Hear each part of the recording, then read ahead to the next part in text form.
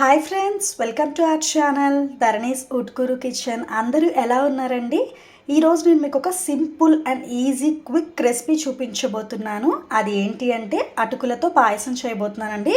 దీన్ని ప్రసాదంగా కూడా పెట్టుకోవచ్చు అండి దేవుడికి. చాలా అంటే చాలా టేస్టీగా ఉంటుంది.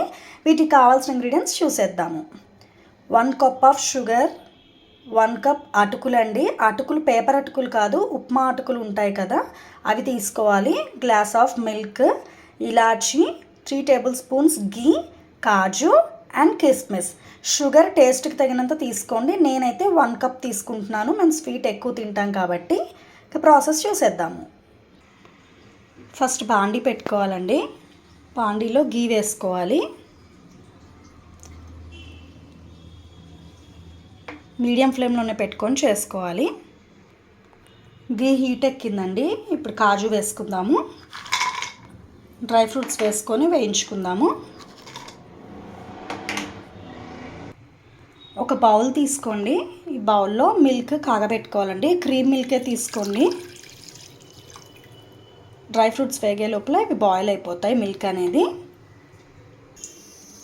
డ్రై ఫ్రూట్స్ అనేది వేగుతున్నాయండి. గోల్డెన్ కలర్లోకి వచ్చేసాయి. ఇప్పుడు ఒక బౌల్లో తీసేసుకుందాము. ఒక బౌల్లోకి తీసేసుకున్నానండి.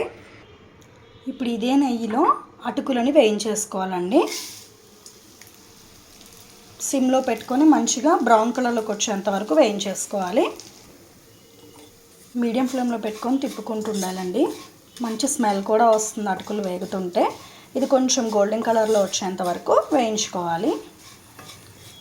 హైలో పెట్టకండి, పెడితే మాడిపోతాయి, అడుగంటుతాయి. మిల్క్ కూడా బాయిల్ అవుతున్నాయండి, చూసారు కదా. అటుకులు కూడా వేగుతున్నాయి, లైట్ గోల్డెన్ కలర్లోకి వచ్చేసాయండి.